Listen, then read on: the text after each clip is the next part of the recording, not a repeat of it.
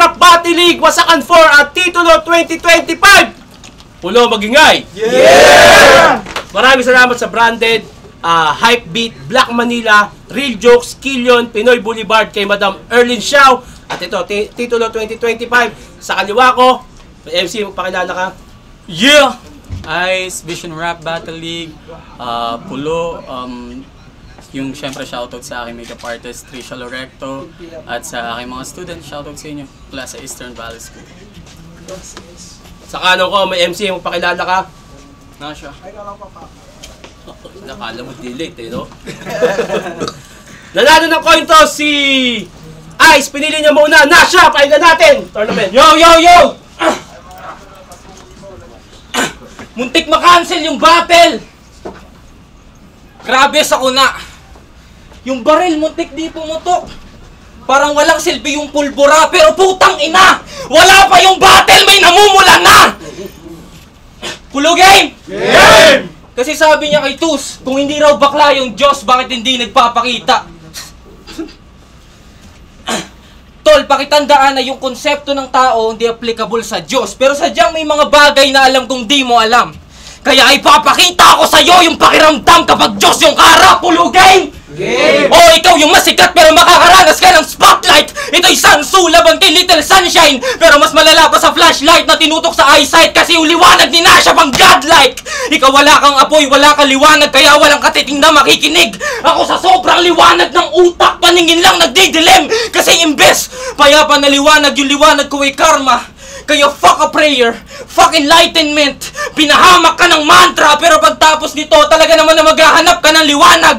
Lalapit ka sa Luminous para humingi ng undercard na mashup. Wala kang upper hand sa lineup, sa underground wala lang. Ikaw yung maliit na yelo sa impyerno na malawak. Kaya yung paghahanap niya ng Diyos, anong connect sa battle namin? Yung Diyos at ako mismo, anong saysay sa angle? Yung hinahatid kong punto, di naman ganong malalim. Kasi yung makita ang Diyos at manalo sa akin ay parehas imposible na mangyari. Pero kung yayabangan mo ako ng views mo sa Pulo, tol, wala rin. Bakit? Pag pinapanood ka ba namin na dadagdagan kami ng apoy sa battle, eh puro kakornihan at kabadingan na nga lang sinasabi. Kung di puro kakornihan at kabadingan na nga lang sinasabi.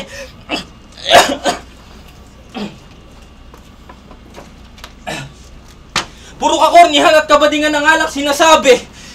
Fuck. Kung common knowledge ang battle rap, di ka tatangkilikin ng marami. Sa kakornihan talagang best in performance. Kahit walang invested sa joke niya. Ikaw yung tamod ni Joey De Leon sa dumudugong puwet ni Pepsi Paloma. Ang basic ng storya, kada battle ay same shit ang obra. Mas corny ka pa sa nagpakamatay pagkatapos makipag... mas corny ka pa sa fuck. Mas corny ka pa sa nagpakamatay pagkatapos makipag-break up sa nobya, kaya para sa inyong views. Kung corny at wala namang tira. Sa bagay, walang skincare sa utak, kaya pambobo mga nagagawa mong linya. At ang katotohanan na mag-a-agree lahat sa liga, ay marami kang views, pero wala kang bilang. Ay, wala ba? Pakinggan natin, Ice. Woo! Tangina, naghahanap daw ako ng Panginoon! Bakit ako maghahanap? Ako na yon! Nasha? Bakla na naman. So sige, ako na yung Becky. Pwes kukulangin tong Crayola sa kulay ng LGBT. Woo! Rebat pa lang. Siya si Nasha! Ang demonyo ng battle rap. Kaya dapat siya katakutan. Dito siya mag-delivery para sinasapian. Yung boses na lakihan para kayo ikilabutan. Ganun kasi pag demonyo, dapat galit-galitan. Woo! Ginagaya tono ni Batas para tunog malakas. Ginagaya si Batas, baliw-baliwan ni Aklas. Whew! Ganyan na ganyan ang style ni Ungas. Kayang-gaya si Batas. Kayang-gaya yung accent. Nagpapakademonyo tapos sumusunod sa commandments. Nonsense! Kasi naman ang bara niya, demonyo ako, demonyo ako, demonyo ako. Masyado papansin. Demonyo ka pala eh. Guard, may baliw. Demonyo? Laging tinatawag yung sarili na demonyo para magbigay ng takot. Eh yung pinaka-demonyo mong ginawa, mamahid ng kulangot. Tapos demonyo ng battle rap, hindi yan totoo. Kaabanggit mo sa demonyo, nagpakita sa'yo. Kaya ano? Naging demonyo kasi di nagbabalik ng sabon. Kaumay! Ang tunay na demonyo, hindi naguhugas kamay. Naging demonyo kasi laging talunan o asan doon ng kasamaan. Iba yung tinatalo ng kabutihan sa hindi pinagbubutihan. Panay chok at nawawala sa laban. Hindi ka demonyo, ligaw na kaluluwa ka lamang. Oo, ligaw na kaluluwang di alam paroroonan. Estilo niyan isabit ang pangalan sa mga may katayuan. Itong sumasanib sa iba't ibang katauhan, ngayon matatauhan. Kasi linya niyang binitawan, kahit ilang dekada pa ako mag-take ng usok, di ako magkakalang cancer. Parang Alaric Yuson. Alaric Yuson? Ganito, ang kinis mo naman, ano skincare mo? Mahalin tulad ka kay Arik, malaking insulto! Bumubuhat na yun ng liga, ikaw binubuhat ng agrupo! O bakit? Yung kamiyembro niyong Batman, naaaning. Itong sanay magpabuhat, gusto nang mag-uprising! Galing din! Ano ba ang iyong na-take? Hindi ka demonyo, ikaw ay naghahalusinate! Kasi sabi niya, tenga ko'y ring ng kalaban, mali ka nang dinakdakan. Ibig sabihin nun, may cover court ka sa tenga. Tapos sinundan niya pa ng, shots ko'y mayat-maya, parang walang makainuman. Walang makainuman, bakit hindi ka nagdala? Tangina mo na siya, problema na, binabars mo pa. Puro patungkol lang sa sarili, ang pinagsasabi. Ito resulta ng batang hindi nagawang ipagmalaki. O di kalab ng mama mo. Kaya nga gusto mo maging demonyo. Dahil may tampo sa Panginoon. Di ka rin tatanggapin sa impyerno, di ka nagbabalik ng sabon. Kaya tangina mo na siya. Puro papuri lang sa sarili, ginagawa mo, brother. Eh kanina pa tapos yung compliment battle. Tapos puro selfie bars. Sandata niya sa battle para lang makasurvive. Dami kong nasilip na angle. 0.5. Kaya sa kaka-selfie bars, in-expose ko na. Kaya paano mo pa yan masasagip? Nasa kaka-selfie mo, ako yung demonyong nahagip. Kaya na siya! Sigurado ng patay! Doon sa litrato may demonyo, kaya delikado ang lagay. Kaya Mr. Demonyo ng battle rap, na yung estilo hindi nakasentro. Sa kalaban hindi diretso, kaya hindi nakakapatay sa enkwentro. Bago matapos yung rounds ko, meron lang ibibisto. Kung gusto mabihag yung kadwelo, hindi nagpapakilala ang demonyo. Tay, pakalawang bahat, pahinga natin. Ako si Nasha. Nag-stop ako ng high school kasi kapos sa pera. Tapos siya si Ice. Magna cum laude at isang guru sa eskwela. Pero teka, sa mga sulat mo, ano ba yung ginagawa mong tema? Ba't may diploma yung tinta pero balbal yung mga letra? Tapos sinabihan mong pokpok yung ate ni Lennox. Binastos mo si Matina, Anthony Matustol, masyado kang imbento. Puro tite yung bunganga ang bastos ng nalalaman. Yan na ba resulta ng ilang taon mong pag-aaral? Tapos mandadamay siya ng kasintahan. Kapatid o kapamilya. Ganyan pag walang responsibilidad sa kalidad ng lirisismo nitong liga habang ako, sa sobrang lakas ng bars at mga linya, lumaylay lang ng onti sa performance, masasabihan agad humina. Yan yung obligasyon ko para maging titulado. Kailangan perpekto yung sukat, yung sulat magarbo, habang ikaw, puro kabastusan. Ako puyat sa kakaisip ng bago. Ngayon sabihin nyo sa akin kung sino sa amin mas tutog edukado. Ito'y purong lirisismo at rap, no cap, makakaranas ka ng bitch lap. Sa lakas ng impact, katawan mapapasit after yung spine niya magzizigzag. Magmumukha siyang chicha pag binuksan ko na yung ribs niya, tas kukunin ko yung puso parang lit match. Yung ulo naka-zip bag, suffocated, naka-lean back. Yung ulo naka-zip bag, suffocated, naka-lean back. Tas ako yung barbero na magbibigay ng clean cut. Maaalala mo nung first time mo mag-deck sack ng big cock sa meetup. Kasi magkakalikid ako sa lalamunan pero thick blood. Di nagagana yung boses, masasayang yung letra ng ballpen. Pero sa bagay, sanay ka namang walang kwenta yung boses. Kasi puro mga whack na wordplay, whack na concept. Spit mo walang buhay kahit punong-puno ka sa bunganga ng sperm cell. Kaya pagtapos nito, yung diploma pwede mo na itapon. Ako magaling magluwa ng salita, ikaw natuto kang sumubo ng maayos. Ako na di edukado, tinta ko may gapos, hirap makaraos. Pero di mo kaya magsulat ng ganto kahit anong kurso pa matapos.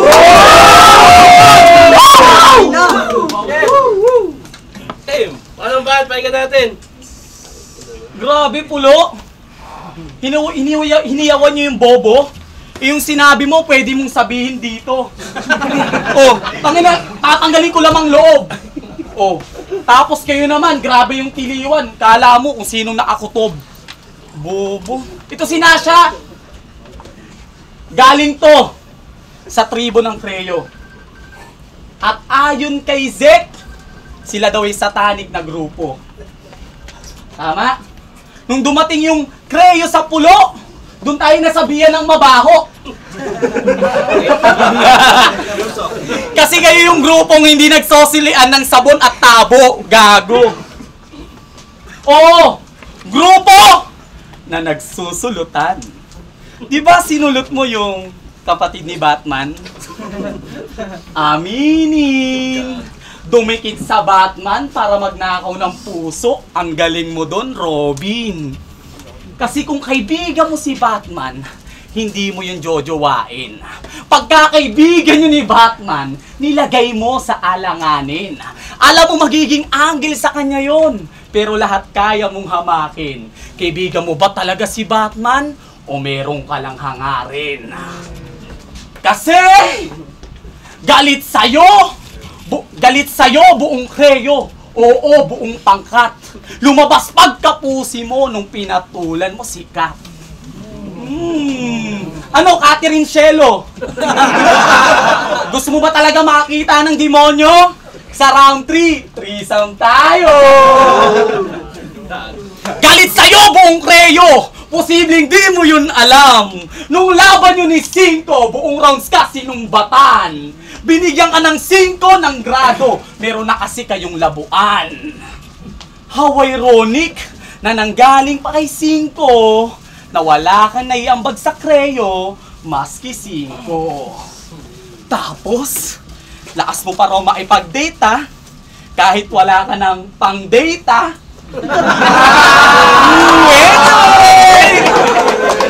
Ano? Ang lakas ng iyong loob? Gunburst ka ng gunburst tapos wala kang pang-load? Buma! Tangina mo! Ito ba? Nung laban yun ni Uno, alam ko na offend yan. Sinabihan ba naman na marami kang gigs pero hindi pinupuntahan? Aminado yung kaibigang hindi siya sinusuportahan. Yung kaibigan mong si Uno, hindi mo number 1 fan. Yung mga Creo, kasama sa titulo, di mo pa ba natunugan? Sumali lahat sila para ikay pagtulungan. Kasi, tingin sa likod mo. Dami mo na, Nasha. Yung likod mo, ang dami ng taga. Kabaliktaran ka ng demonyo, ikaw yung binabalakan ng masama. Kasi binabackstab at tinitira ka patalikod. Bagay lang yun sa Nasha, total yung pangalan mo, pang bold. Kaya hindi ka demonyo, Nasha. Nasha, mabait ka. Kasi kahit pinaplastic ka ng Creo, iniintindi mo sila. Nasha, di ka demonyo. Nasha, mabait ka. Na kahit binabash na yung Creo, pinagtatanggol mo pa. Kaya, yung problema, hindi niya hinahayaang lumala. Hindi ka demonyo, Nasha. Hindi ka nagtatanim ng masama. Kaya, nung sinabi mo, basta Creo, demonyo, yan ay malaking kasinungalingan. Malaking ebidensya dyan yung leader nyong si Batman. na merong mental health issue.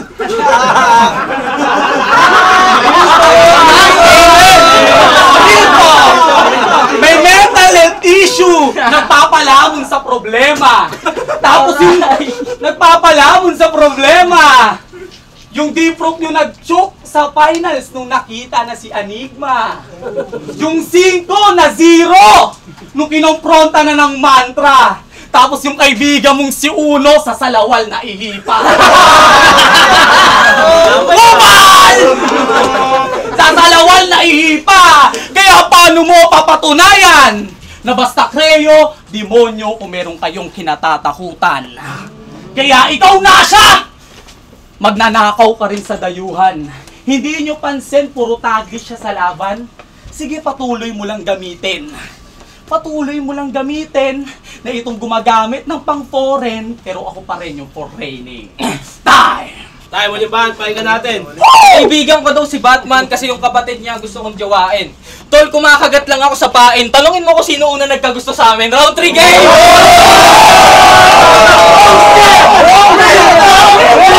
Motherfuckers! Mati magsikat oh! Yo, round 3 game! Game! Masama! Game! Last year pa lang, sinasabi mo nang ikaw magcha-champion ngayon. Respeto sa confidence at dedikasyon, pero di basta ganun. Nare-realize mo ba na sobrang daming mas gutom sa'yo? Pagod, puyat, sulat, halos di na makausap para magkampiyon habang nandyan si Ice. Ang lakas ng delusyon. Kahit parang fashionista kasi nag-i-improve lang yung suot. Pero di porket natuto magdamit yung unggoy, may senyales na ng evolusyon. Kaya kung enough na sa'yo na may costume ka pa, bitch, medyo support habang kami. Ang dala lang namin, yung fucking flesh and bones, yung gesture pose, yung penat notes. Ang gender role is to kill them all till we fucking reach the goal. Ikaw mas matagal ka pa mag-pick ng clothes kesa mag-stitch ng thoughts. Kasi ang baduy ng tunog, isang patawan na bugtong. Na-imbento yata yung salitang inside joke nung pinutok ka sa loob.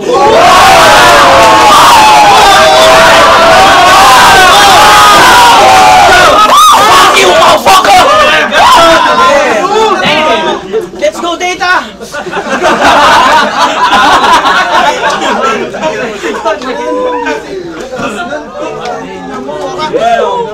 Okay na? Na-invento yata yung salitang inside joke nung pinutok ka sa loob. Komedyanteng di hubog. Yung style mo ang bulok. Ilang taon na sa pulo pero walang tumatak na linyang malutong habang ako. Sa sobrang hapdi ng salita, yung tolerance mo will slowly decrease. Babalik yung sakit, delete physiologically, parang chronic disease. Pag ako nagsulat, lahat ng wakat corny delete. Ikaw pag nagsulat, parang brain dead na comedy king, auto-dismiss. Auto-dismiss! Paglabas ng long fucking revolver sa ring, may magaganap. May magkiklik sa likod ng ulo. Parang snap back up, may malalaglag. Sa first round di nalalagpas. Aaminin mo na body bag ka kasi sanay ka namang naglaladlad. Di ka para sa battle rap, mag-pageant ka na lang. Di ka para sa battle rap, mag-pageant ka na lang.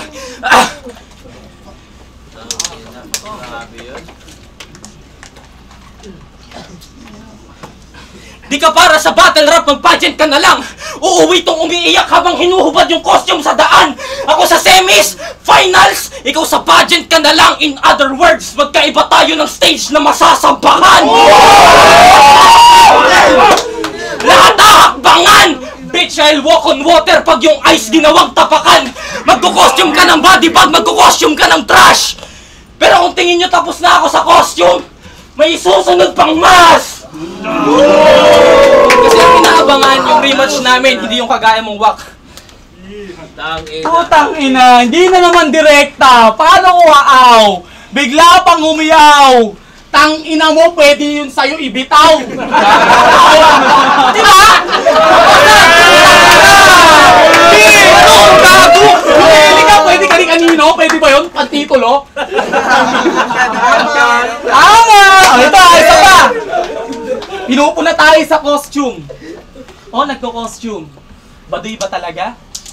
Eh, gusto ko lang naman sabihin na ako na bahala magtuloy dito, makakapagpahinga ka na.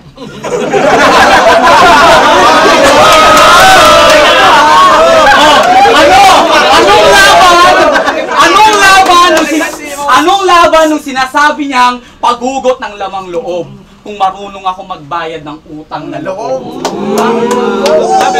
Basag buraw mo, tanga. Game! Game! Catherine, trauma? Nagagawag ka ng jowa. Mas malakas pa yung tinamo ng girlfriend mo sa akin. Game. Ano, Catherine? Threesome na? Sa sobra kong demonyo, di mo to kakayaning damhin. Ako, yung shota, yung tinuturing mong anghel, kakantutin. Ako yung demonyo ngayong magtatanggal ng birhen. Game? Game! Ako yung demonyong hindi natatabla ng sunlight. Sa bahay nila Batman, ako yung magdadala ng Dark Knight. Papasukin ko, pupuntahan ko yung kapatid ni Batman. Pupuntahan ko yan. Pupuntahan ko kapatid ni Batman. At yun yung jowa mo. Pusa akong pinapasok sa kwarto. Parehas naming gusto. Kaya walang sasayangin segundo. Walang tirang pang support. In fairness, ang galing ni Kat. Ang dami kong kalmot. Di ba? Total anghel siya. Siya yung inibabaw ko, Repa. Tapos ako yung demonyong nasa ilalim, parang logo ng Hinebra. Sa sobrang sarap ng sex! Gusto niya pang ulitin. Yung kapatid mo naging paniki. Gusto kasi nga nabitin. Kaya, tubig lang. Ang tubig. Ayun, thank you po. Juicy yan ko lang. Kasi, masyado na bang brutal yung aking binuga? Eh sinasabi ko lang naman yung nasa isip din nila. Kasi di ba si Luminous, tropa mo din yun? Eh bakit pag may sad post yung girlfriend mo, siya rin laman ng comment section? Uy!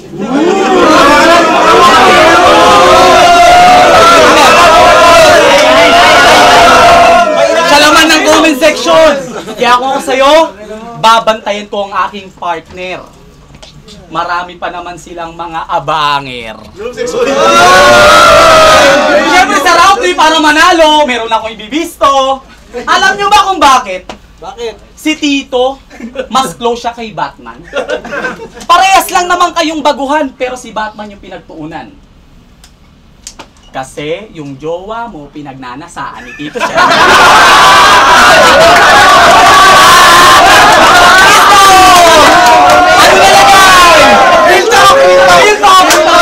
Ano nalagay? Ako yung demonyo, pero ako yung gumabay. Wait lang, meron pa. Meron pa. Gidi.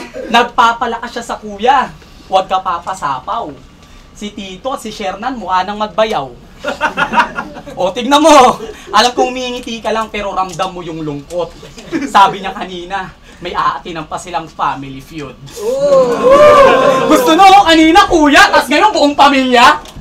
Gago. Tignan mo, di ka ba nagtataka? Si Batman kinuhang artista. Kahit hindi artistahin. Kahit hindi artistahin.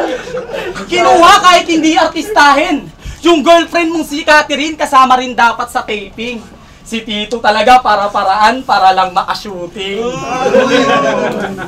Oo! Yung jowa mo gusto ni Tito Shernan. At alam yun ni Batman. Binertray ka ng kaibigan kasi tanga-tangahan. Di mo ba napanood yung palabas? Samahan ng makasalanan. Woo! Promotion. Tanga. Samahan ng makasalanan. Kaya naman, oo, nagawa yun ni Batman. Kasi, palamunin ka lang niya. Tapos sa pag-aaral, tumigil siya. So future mo ka saan na mapupunta. Inasa mo lahat sa bahala na si Batman, bahala ka mag-isa. Kasi, pag may labas sila ng girlfriend niya, sikat lagi yung may sagot. Pag usapang commute, biglang mag-mute. Gopal! bigla siyang mag-mute. Tapos, kaya nga hindi na kayo okay. Kasi hindi mo sinusuportahan sa mga business niyang bouquet. Oo, nagtitinda at gumagawa ng artificial flower yung girlfriend niya. Tapos ikaw, puro ka pasarap. Pag ako dumilig doon, di na siya mabebenta ng bulaklak. Kaya dito ka na sa akin, Kat. Mukha lang akong bad boy, pero di ako salbahe. Di mo na mararanasang mag-commute. Sa akin ka na magpapamasahe. Dito lang basta paandar, meron tayong kotse. Kaya huwag ka magtiis sa hindi tapos na lalaki. Dito ka sa nagpapaaral at magna cum laude. Woo! Magna cum laude, kung usapang itsura, wala ka ring sinabi. Tatalunin ka ng gwapo kahit walang bigote. Kasi, kinawawa mo girlfriend mo. Pinahirapan mo ng todo. Tinuturing mong anghel, dinala mo sa impyerno. Kaya sa buhay niya, ako na magtotono. Nakatapat mo, Juan Carlos, ibang klase itong demonyo. Ako ang demonyong gagabay sa iyo, pabalik sa langit. Oo! Dadalhin ko siya sa langit abang ika'y tinataboy. Ako'y magpapakabait na at ikaw ay itataboy o magpapakabait at puputulin yung sungay na parang Hellboy. Kaya, sa mga hindi nakagets ang skema, na binitawan ko, masyado bang mababaw? April maa-upload tong video, sa Diyos ako nang ibabaw. Kasi pagsapit ng April, demonyo makikita nyo sa mahal na araw. Ay.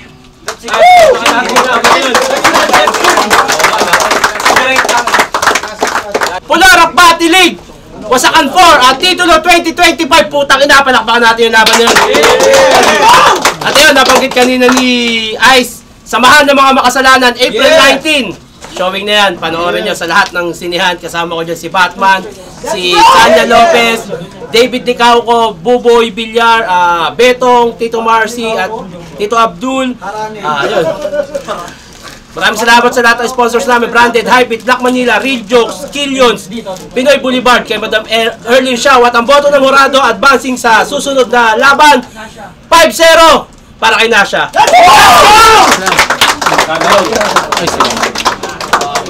Shoutout ko lang kay Tito Shernan. Salamat sa pagtuloy ng battle. Ayun shoutout sa lahat ng pulo. Salamat kay Tito Shernan. Siyempre shoutout sa Vision Rap Battle League. May battle tomorrow, no? Solid yung Nasha na yun. And also, shoutout sa pulo, no? And kita-kits ulit. Judges. Yo, default, isa ko sa mga bumoto kay Nasha. Bali, round 1, binigay ko yun kay Ice kasi obvious yung choke ni Nasha. Tsaka parang yun yung weakest rounds nila, yung round 1. Round 2, tingin ko yun yung strongest round ni Nasha. Parang nagustuhan ko yung angle niya patungkol sa magna cum laude ni Ice. Although naging malakas si Ice ng round 2, pero parang yung first half niya, yun yung pinakamalakas. Tapos yung second half parang medyo nalaylayan ako kasi siguro extended din yung time niya. So kailangan ko siyang i-count kasi tournament siya. So round 3, ganun din, mas lumakas si Nasha. Same lang pala, halos same lang sa round 2 niya. Sobrang detalyado ng mga rounds niya. So binigay ko yun sa kanya. Ang ganda ng mga angle na napili din niya. Si Ice naman, ganun din, mas lumakas nung round 3. Pero yun nga, siguro pinagbasihan ko na lang din yung time limit. Mas mahaba nga yung kay Ice, kaya mas marami siyang masasabi. Pero kay Nasha, sobrang siksik yun. So all 1, Ice, 2 and 3 kay Nasha. Judge. Yo, ang buo ng 85 Gs. Binoto ko si Nasha kasi kawawa si Batman. Yan, siya kay Batman. Pero round 1, binigay ko yung kay Ice. Kita naman sa performance. In round 2, round 3, binigay ko yung kay Nasha. Ang hirap sa atin nun, pero siguro sa 3, naging overtime lang itong si Ice. At mas naging pulido yung binitawan doon ni Nasha. Mas naging solid, mas masakit. Lalo yung round 2, doon ako na-satisfy ka.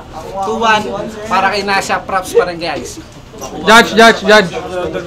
Nasha versus Ice. Binoto ko si Nasha. Round 1, nag-matter yung every round nag-exceed si Ice sa expectations. Kasi ang expectations ko, si Nasha, punchline after punchline. Kay Ice, nakalaban ko na si Ice, then nakakanood din ako na ibang battles.